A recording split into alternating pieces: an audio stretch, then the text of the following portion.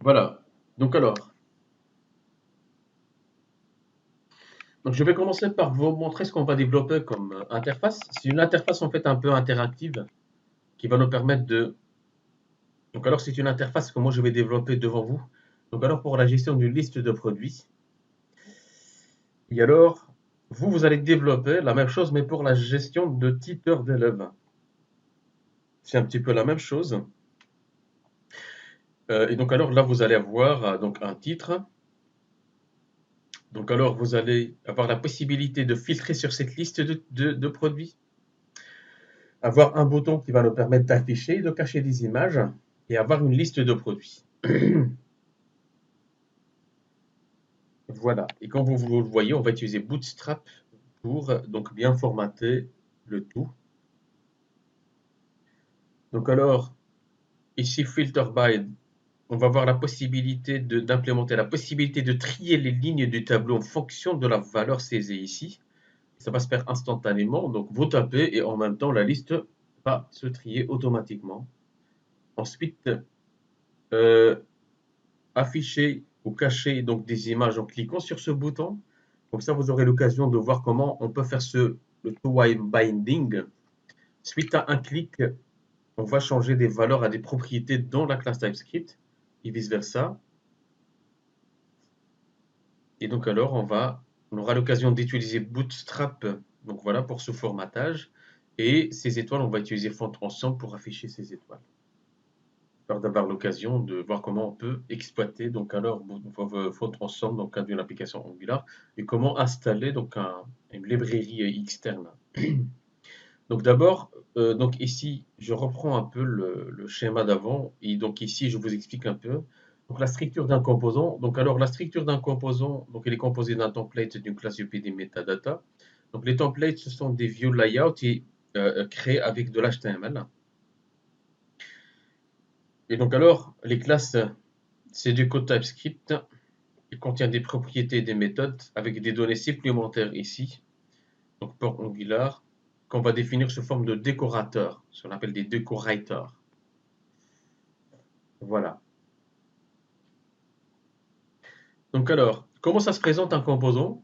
Eh bien, un composant se présente ainsi. Donc ici, vous avez trois parties. La première, c'est les imports. Si ce composant a besoin pour fonctionner correctement. Ensuite, vous avez la partie metadata et les templates. C'est ça les metadata, d'accord? Donc c'est add components par exemple. C'est un peu le même concept que Spring, souvenez-vous, hein, le add components. Donc c'est la même implémentation. Et donc alors, cette classe, ce composant va être lié à un template. Et le template qu'on va utiliser ici, soit alors on pointe vers une URL, vers une page HTML. Et dans ce cas-là, on doit utiliser l'attribut template URL, comme ici. Si je vais sur le composant add component. Ici, j'utilise template URL. Pourquoi? Parce que je pointe vers une URL. Soit alors, j'utilise template tout court. Si je tape mon code HTML à l'intérieur, entre deux simples cotes inversés. Donc, les deux sont viables. Et alors, donc pour faire appel à ce bout de code HTML dans une autre page HTML, il suffit juste d'utiliser cet attribut pm-route. Ça va? C'est à l'instar de div, p, section, article, body. Là, vous avez votre propre attribut HTML, donc pm-route. Je vais sur l'exemple. Ici, vous avez app-route. Et ce app-route représente un alias, donc alors qui va être remplacé par le contenu de cette page HTML. Donc alors, pour faire appel à cette mise en forme, tout ça,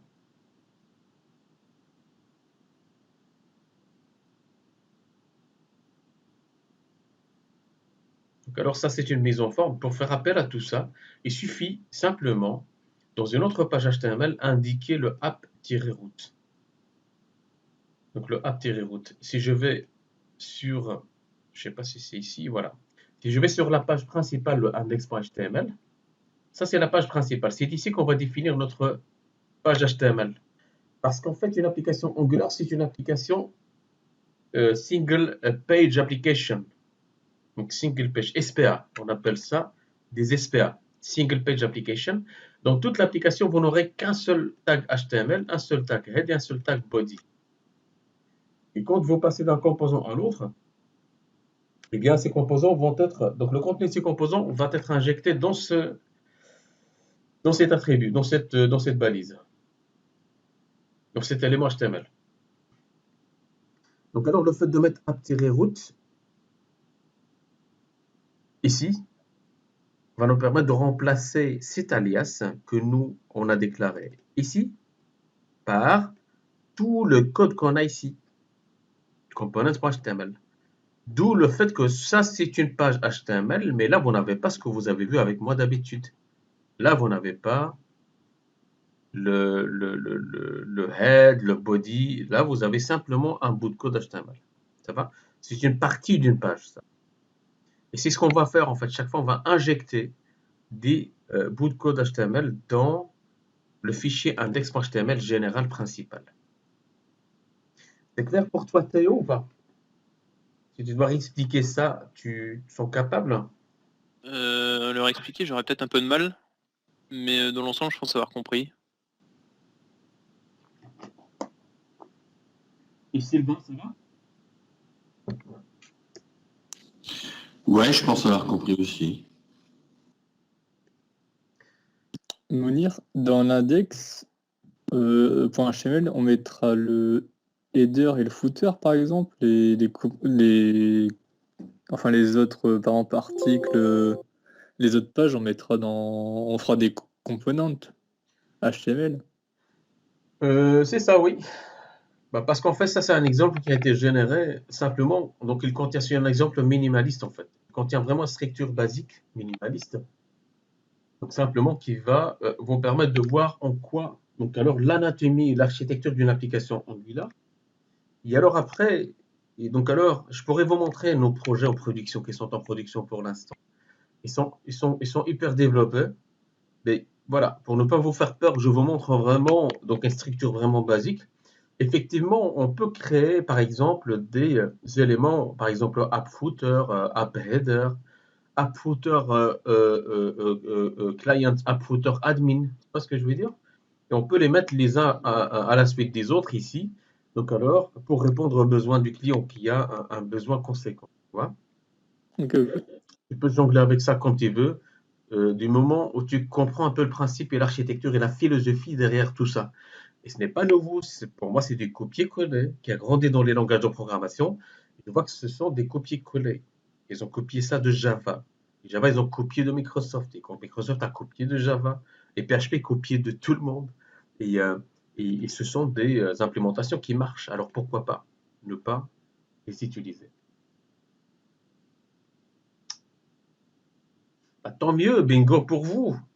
Parce que ce que vous êtes en train de voir maintenant, c'est un concept, c'est une approche, c'est une manière de programmer. Quand vous devez travailler avec les tags libres à un moment donné sur un violon, le projet Java, vous n'allez pas être dépaysé parce que les tags libres, c'est simplement la même chose, mais sur du code Java en fait. Donc si vous double-cliquez sur le tag Java, il va vous ramener dans une classe Java avec des propriétés. Donc alors vous comprenez un petit peu le principe, et vous passerez moins de temps à s'approprier une autre technologie. Ce qui vous fait de vous, ben voilà, une personne qui s'adapte facilement et qui peut chiffrer, voilà, qui peut facturer plus cher qu'un autre. Voilà. OK. OK. Donc alors, moi je reviens sur mon composant ici. Et alors, donc dans ce composant, donc je vous dis qu'il y a trois parties. Donc vous avez la partie import, ici. Donc c'est l'équivalent de import en Java. Je pense que vous avez tout compris là. Et vous avez les metadata et les templates. On a parlé sur les metadata et les templates. Ça, c'est des metadata. Et si on peut spécifier la partie visuelle de cette logique qu'on va implémenter dans cette classe, parce qu'on va faire évoluer ces classes et ils vont avoir des propriétés, des méthodes, cette logique va manipuler une page HTML qu'on va afficher suite à un clic sur une page. Et alors la page HTML qui va être manipulée, c'est celle-là. On est bien d'accord que cette page, Maxime, qu'est-ce qu'il contient cette page? Est-ce qu'il contient tout le code HTML ou pas, Maxime? Une partie. Une partie. Donc alors, cette page, donc tu ne vas pas dire à un architecte senior, oui, mais ça me perturbe le fait de ne pas voir head, body. Il va faire des grands yeux, il va dire, mais c'est où que tu as appris de l'Angular, toi? Donc on est bien d'accord que le app.components.ts, voilà, donc tac, ici c'est une partie de Ah la bah page. oui, je Pourquoi? dirais avec Mounir. Mais alors, s'il te plaît, pitié, si tu te souviens pas de tout ça, ne dis pas Mounir, hein. Mais On si va tu te écrire, souviens, bah oui, et tu peux le dire. on va écrire entre les balises AppRoot qui seront dans le component HTML. D'accord? Et le uproot, en fait, il est où? Il est là? Oui? Et on va en faire une balise du côté template HTML. Oui. Et donc, alors, le uproot, je poserai la question plutôt à Morgan. Le uproot qui est ici, ça, c'est sa déclaration. Mais son utilisation, elle est où, Morgan? Le uproot qui est ici. Dans ton index. Super, Morgan. Super. La fois passée, tu as eu du mal. Mais là, ça a sauté vraiment direct, quoi. Très bien, super. Donc, alors, Eric, on est bien d'accord que dans index.html, ici, on va définir ce qu'on appelle le master page en ASP.NET. J'ai utilisé ça en 2006. Donc, les master pages en ASP.NET, donc ça, c'est le langage Microsoft hein, qui utilise C# pour justement gérer des pages HTML. Vous voyez que c'est un peu la même chose.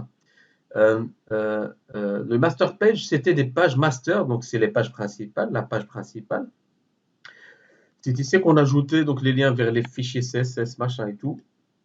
Et on laissait une partie, donc alors ici, donc on utilisait, voilà, c'est ce qu'on appelle des holders, qui vont être remplacés chaque fois par les autres pages.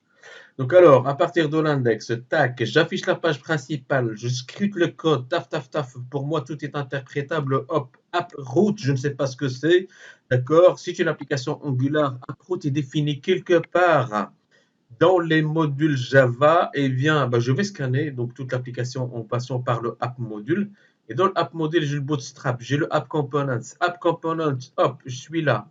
Voilà app components. Tac, approot est là. OK, le approot est un alias vers un bout de code HTML. Je vais le récupérer, l'afficher. Le bout de code HTML, c'est celui-là. Je remonte d'un cran. Yep, dans app, vous voyez le point slash. Et hop, je cherche app components.html. Je suis dans app components. Ah ben, je continue mon interprétation parce que voilà, tout ce qui a été codé ici, moi ça me parle, les DV2, c'est voilà, ça va? Ok, je continue. Tac, voilà, ici les imports, les métadatas et puis la classe.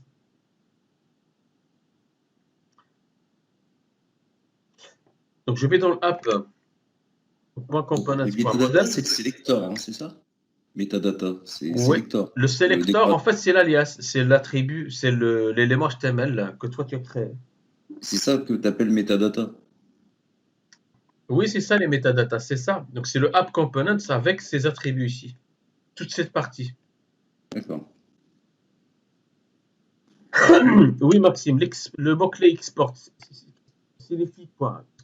À quoi ça sert l'export ici?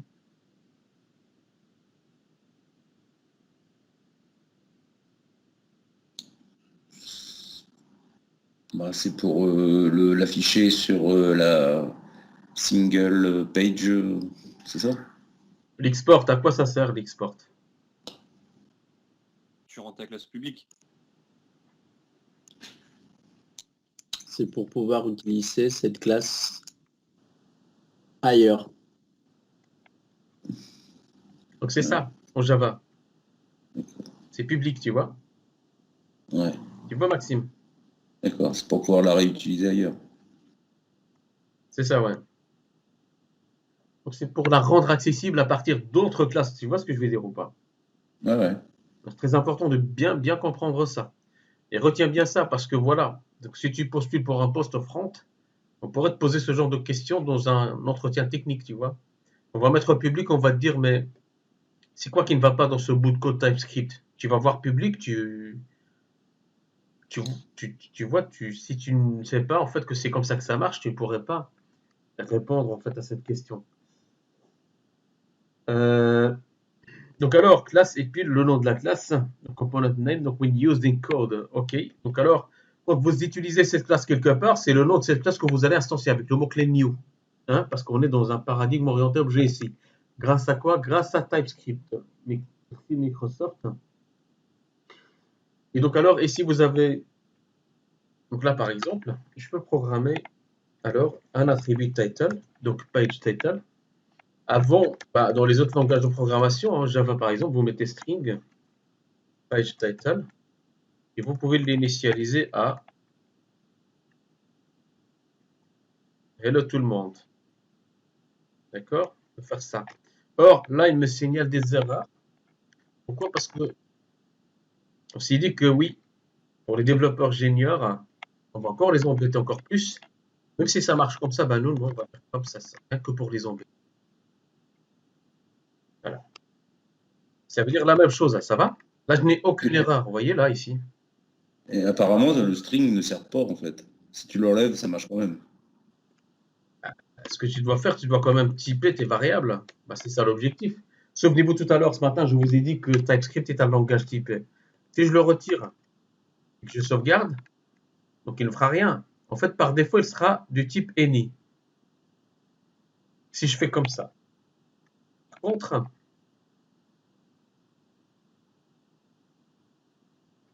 je sauvegarde. Donc, Eric m'avait posé la question hier. Il a vu le mot-clé any. Eh bien, any, c'est quand on ne connaît pas encore le type d'une variable. C'est any.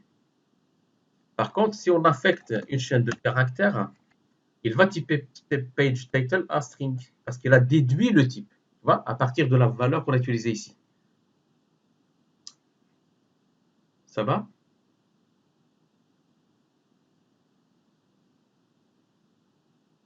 Donc, elle a déduit le type. Donc s'il le déduit, il n'y a pas besoin de l'écrire. Je ne l'ai pas écrit ici. Que je Donc, fasse ça comme fonctionne. ça ou ça fasse comme ça ne change rien pour moi, tu vois. Mais moi, je Ouais, préfère comme ça, tu vois. Je préfère comme Oui. ça, c'est clair, c'est explicite. Je ne force pas le développeur à, tu vois. Oui, il va le comprendre, mais bon. D'accord. Parfois, on préfère Mais la du coup, clarté que de commencer à jouer sur les dernières, tu vois. Le type any, tu l'utilises quasiment jamais, du coup. Oui, il est utilisé pour toi, histoire d'avoir quand même un type, tu vois. Ouais. Ouais, c'est juste un truc par défaut. Oui, c'est ça.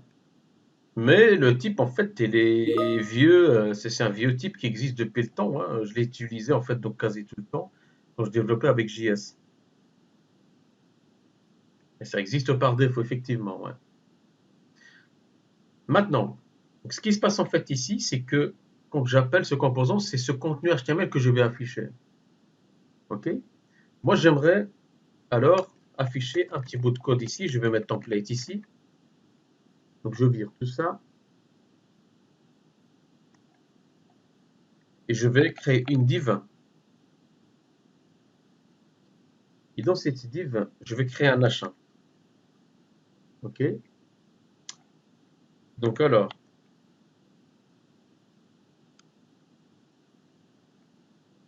ensuite,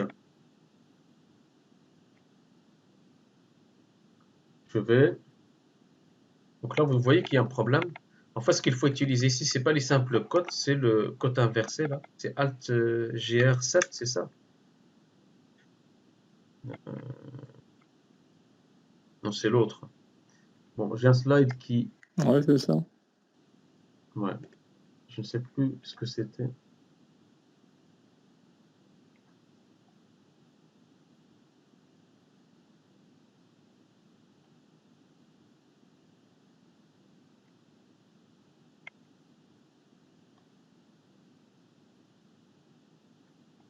C'était quoi encore?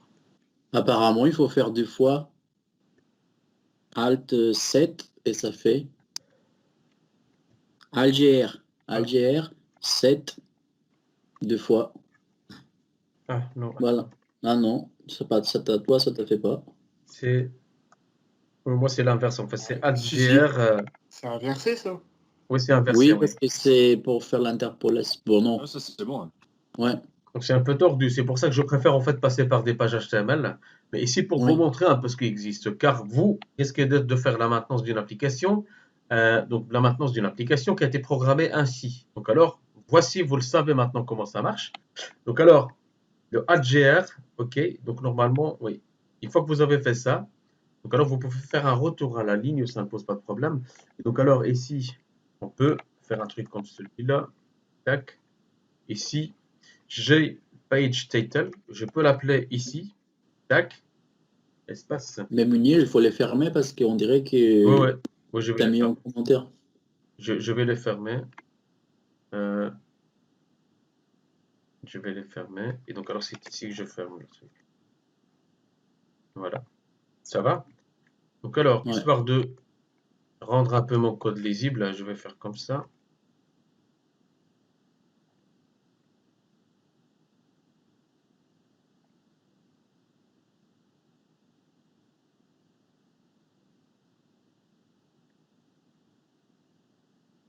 Voilà, hop, je sauvegarde. Si je vais voir maintenant ma page, bah, ce n'est plus la même chose, hein. Donc alors, hop.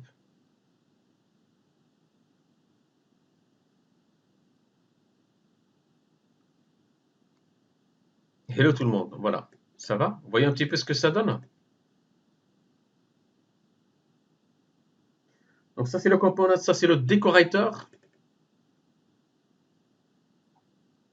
Ça c'est la directive qu'on utilise. Ça c'est le view layout, donc le layout. Et ça c'est le binding. Voilà, ça me permet de binder cette propriété avec cette propriété, donc via l'interpolation. On verra ce que c'est l'interpolation après.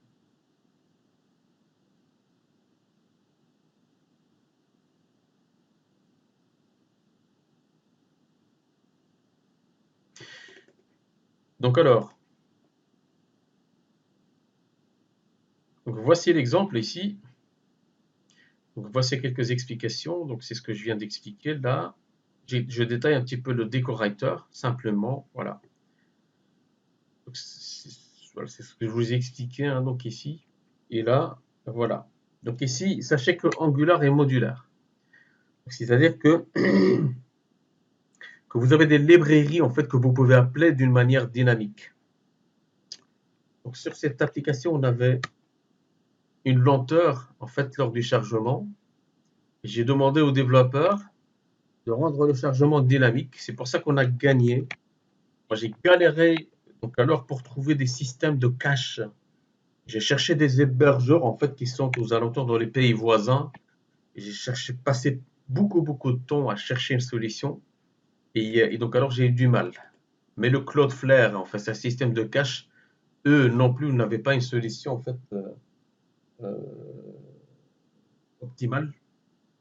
Tout ce qu'ils m'ont proposé, c'est stocker les fichiers statiques sur un serveur ici à Bruxelles et les fichiers dynamiques sur un serveur, je ne sais pas, moi en Allemagne ou un truc comme ça. Le côté back dans un data center et le front dans un autre. Mais voilà, la solution qu'on a trouvée finalement, c'est ça. C'est le chargement dynamique des modules Angular. Ça, c'est fait avec Angular ici. Quand on passe d'une option à l'autre, ben, on charge un autre composant. Et quand on affiche la page d'accueil, avant, on chargeait tous les autres composants en arrière-plan. Ben, maintenant, c'est dynamique. On a gagné beaucoup de temps avec ça. On a augmenté donc le temps de récupération. Voilà. Donc, on a amélioré la performance du site. Donc alors, Angular contient des librairies donc built-in. On peut les installer et puis les importer. Donc vous avez le Angular Core, Angular Animate, Angular HTTP si vous communiquez avec un back, ce que nous on va utiliser, Angular Router, donc pour avoir un système de navigation, un menu. Ils sont inclus déjà. C'est pour ça que ça vous a pris du temps tout à l'heure, car vous les avez déjà intégrés, vous les avez déjà importés. C'est fait par défaut pour vous. Donc alors j'avais expliqué la fois passée, donc l'année passée, donc pourquoi les composants. Donc ici, c'est ce que vous avez pour l'instant, hein, donc la dernière version de Tact CRM. Donc dans chaque fichier, vous avez une copie différente, donc des copies contenant le même code du menu. Donc à la place d'avoir en fait voilà, un menu par page, donc des duplications du code, on vire tout ça et on crée un seul composant, menu compo par exemple, et on associe ce menu compo avec un sélecteur qui est menu ici, et template HTML, template URL. Ici, on va faire appel à un fichier HTML contenant le menu. D'accord? Et simplement, on vire tout ça et on ajoute cette directive menu. Vous voyez là, ouvrant, menu fermant. Donc, ça vous permet d'éviter la duplication du code.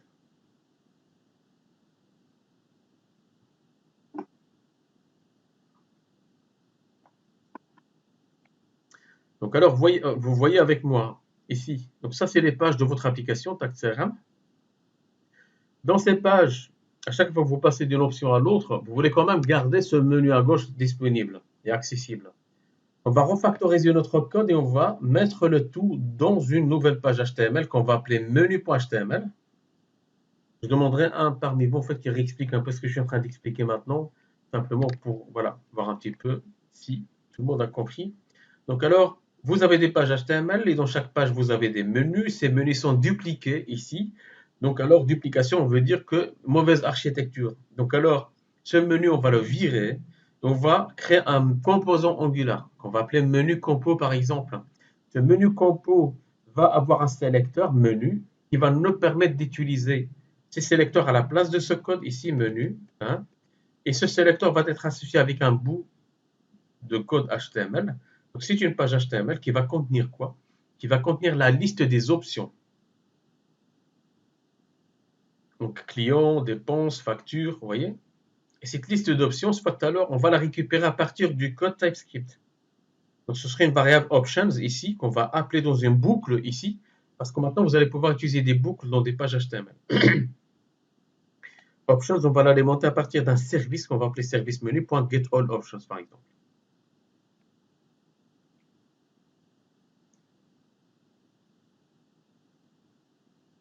Oui, Eric, tu peux un peu réexpliquer un peu le...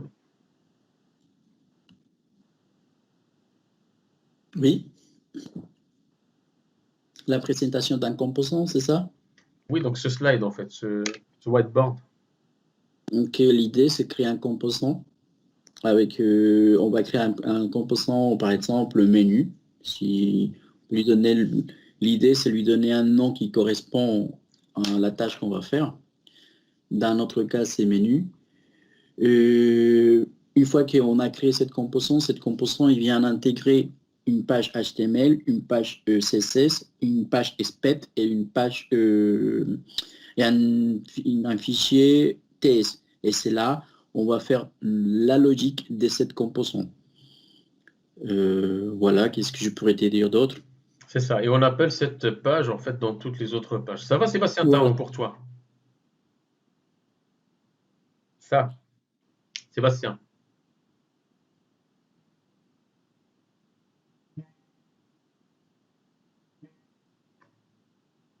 Il avait dit qu'il était au téléphone, je pense. D'accord. Ok. Mais du coup, tes composants, par exemple, si tu as fait un composant un peu simple de menu ou de login, un truc comme ça que tu trouves dans toutes les applis, tu le fais une fois et tu peux vraiment le reprendre et l'adapter pour toutes tes applis front, en fait. Oui, c'est ça, exactement. Ok. Et tu peux le faire Et après, améliorer. tu travailles plus, quoi. De quoi? Après, tu travailles presque plus, quoi, en gros. Je dirais pas ça, parce qu'en fait, simplement, tu vas dégager un peu de temps pour que tu te concentres en fait à d'autres challenges. Parce qu'en fait, les challenges que tu vas rencontrer en tant que développeur, à chaque application, il y a des nouveaux défis d'implémentation. Donc alors, ce serait l'occasion d'apprendre d'autres technologies, d'autres compétences. Donc voilà, presque plus, non, non, parce que rien que ces adaptations, parfois, ce n'est pas si facile que ça. Ok, d'accord. Ce n'est pas si facile que ça. Maintenant, il y a ce système d'intégration. Dans des applications, on aimerait intégrer des modules de paiement, des modules d'envoi d'SMS, rendre votre application compatible avec d'autres systèmes qui existent déjà. Voilà, il y a d'autres challenges et on évolue vers l'intelligence artificielle aussi. Ce n'est pas pour demain, donc il faut attendre au moins une dizaine d'années. Donc Ouais, vous allez vous le truc, c'est d'avoir. faire C'est qu'au fortune, fil du donc temps, vous on avez le va temps de faire créer de fortune plus en avant plus de... de Pardon? composants. Le truc, c'est qu'au fil du temps, plus on va coder, plus on va bosser sur des projets, et plus on aura de composants en stock pour tout type, pour plein d'utilités différentes, et qu'on pourra réutiliser ou se baser là-dessus pour faire un nouveau composant dont on a besoin. Des composants en stock, oui, donc des versions qui vont évoluer tout le temps. Là, je suis en train de vous expliquer un peu Angular. Il y a une nouvelle version qui va sortir, donc vous allez devoir quand même courir hein, donc pour mettre à jour votre système. Maintenant, vous développez un système de connexion. Là, il y a Google, Microsoft et d'autres services qui proposent un système d'authentification et d'autorisation. Vous l'utilisez clé en main et donc alors, vous l'utilisez clé en main et donc alors, votre solution vous devient obsolète et moins Ouais, mais j'ai vu ça, mais attractive. il les multiplie en plus, les solutions d'authentification. C'est-à-dire, parfois, on arrive sur un site, on peut s'authentifier avec Google, avec le numéro de téléphone, avec une adresse mail, avec plein de trucs différents et au moins 4-5 moyens différents de se connecter. C'est De ça, se créer un compte et de se connecter. et avec son téléphone aussi. Parce que je donne des ressources parfois à mes collaborateurs, mais j'active l'authentification, donc double authentification. Donc alors quand mon collaborateur se connecte, il est obligé de passer par moi.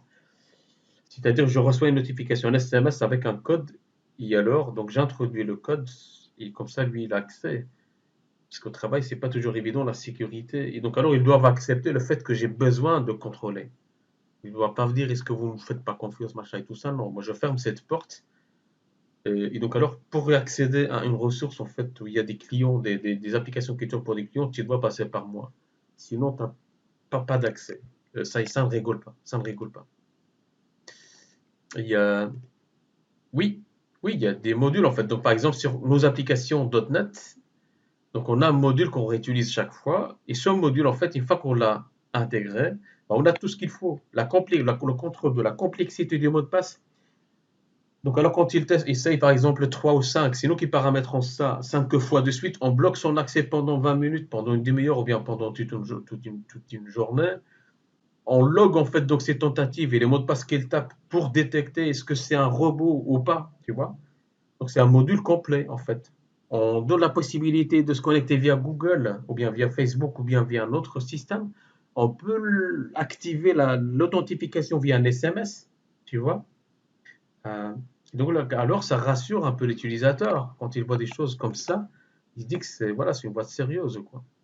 Et ça, maintenant, vous avez de la chance, hein. Donc vous, simplement, vous faites l'effort maintenant de monter dans le bateau de développeur et savoir un peu ce que vous voulez et tout. Après, ben, vous ferez partie d'une très large communauté qui trouve leur passion à partager ce que eux ils ont appris. Les gens, ils aiment bien se montrer. Ben, pourquoi ne pas profiter tout simplement de ça?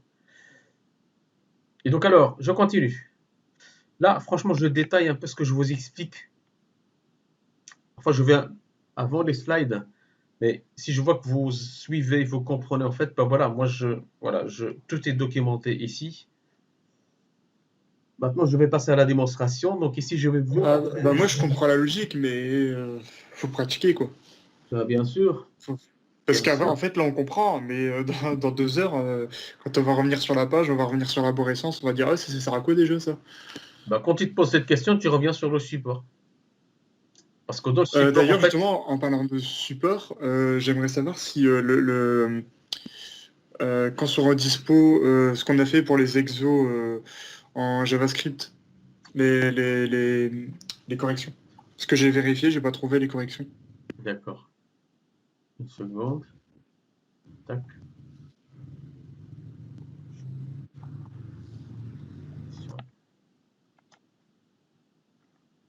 Ça va être fait dans les 10 minutes qui suivent, ça va? Merci. Donc tu reviens sur ce slide en fait et tu regardes dans ton code. Donc ici, les slides en fait ils expliquent d'une manière un peu pédagogique et on a du mal en fait donc tout au début de splitter un peu les choses et qu'à chaque chapitre vous êtes focus sur un point, sur un aspect parce qu'en fait si tout est mélangé, bah, ça va être le carnage d'apprendre en fait donc des notions l'une après l'autre. Donc ici ils sont séparés. Donc là on est focus sur un seul aspect, c'est les composants. On est en train de faire une analyse chirurgicale de ce que c'est un composant. Je vous montre en fait avec un petit schéma visuel, donc image mentale. Bam, vous faites un screenshot dans votre cerveau, hein, avec tout ça, et revenez sur ce screenshot dans votre cerveau. Donc alors, bam, le code. Ok, ce code en fait me faisait peur, maintenant ne me fait plus peur parce que je sais ce que c'est. Hein? Template, ah oui, mais il y a moyen de faire template URL. D'accord, ok. Le simple code inversé pour pouvoir mettre des codes ici, mais bon, je n'ai pas la coloration syntaxique, je zappe. Bam, donc la classe d'un composant. Voilà une classe d'un composant. Donc alors détaillé. Bam, les metadata, c'est quoi un decorator? Analyse modulaire, un schéma qui explique un overview global de mon architecture. Bam, les imports. Comment je peux importer un module ou bien un composant? C'est via le mot-clé imports. Hein? Et là, ici, from, donc là, je pointe vers la librairie contenant cette classe.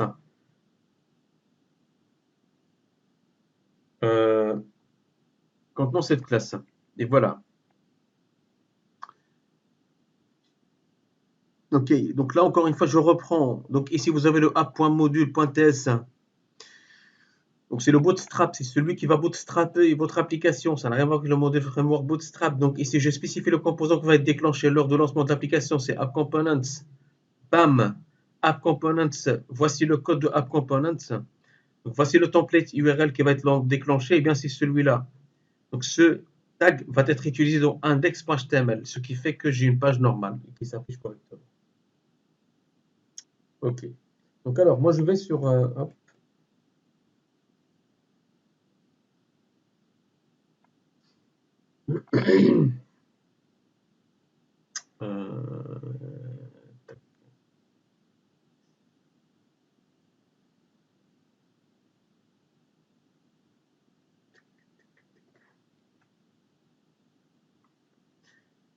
Donc introduction composant.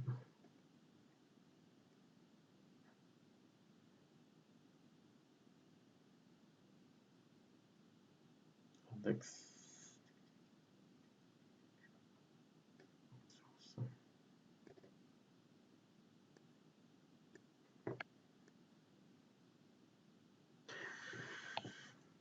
Donc alors, donc app.component.ts.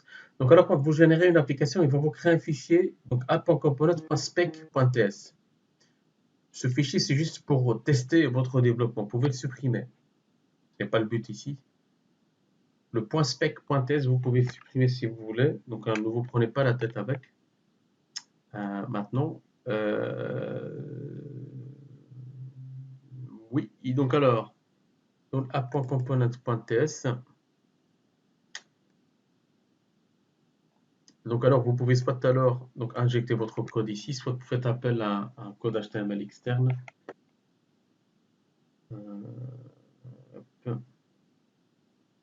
Oui. Rien de spécial encore une fois ici. J'ai déjà expliqué ça. Simplement pour vous montrer que je ne vais pas répéter encore une fois ça. Ensuite, donc l'index.html, c'est la page principale de votre application. Donc le SPA, donc Single Page Application, est souvent la seule page web application. Par conséquent, l'application Angular est souvent appelée une application à une seule page. Oui. Ensuite, afficher un composant dans la page index. Index, donc le PM route, c'est ce que je vous expliquais tout à l'heure ici. Donc alors, index.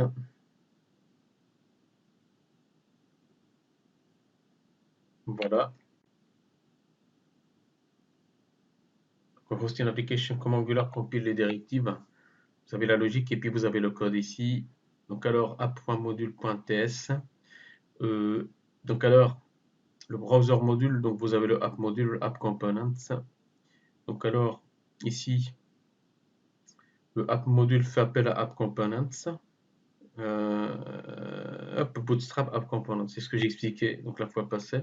Et donc alors le app.module.ts va faire appel à ce app components, mais il va importer donc alors les autres modules ici. Hein.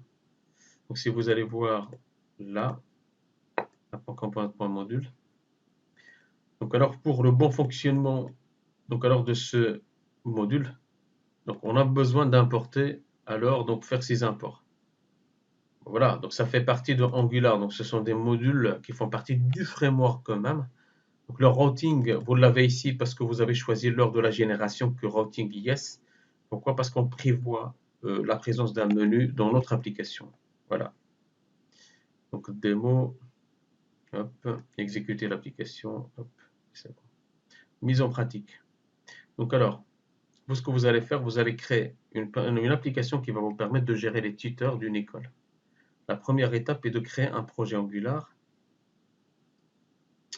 D'accord? Donc ça, c'est ce qu'on va faire lors du chapitre suivant, ça va? Première étape, c'est créer simplement un projet. Vous générez un projet et l'objectif, c'est que tout le monde doit avoir une page comme celle-là. Un code qui permet d'afficher cette page. Gestion de la liste des tuteurs. C'est tout. Ça va? Vous générez l'application et vous affichez cette phrase ici. Ça va, je vous laisse 30 minutes. Non, c'est beaucoup 30, 20 minutes. Dites-moi, faites-moi des suggestions. Vous avez le projet que j'ai généré, moi, hein, donc pour vous montrer un peu le truc. Mais bon, vous l'avez fait, vous avez déjà créé votre projet. Maintenant, vous allez créer un projet. Donc, Tutor Manager, vous l'appelez Tutor Manager si vous voulez. Et alors, vous allez le faire évoluer au travers les chapitres qui sont ici, jusqu'à ce que vous arrivez à un truc comme celui-là. D'accord? Comme celui-là.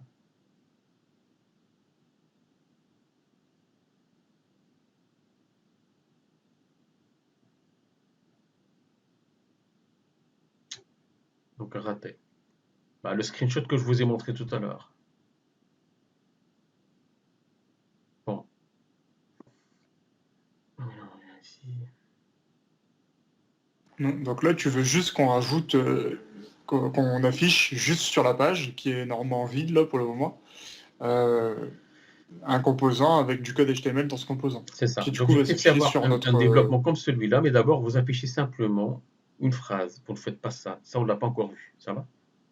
C'est ce qu'on va développer en fait comme interface. Ok. Comme ça vous prépare pour le tag CRM. On fait comme ça et on reprend dans allez, midi 20. Ça va tout le monde? Let's go.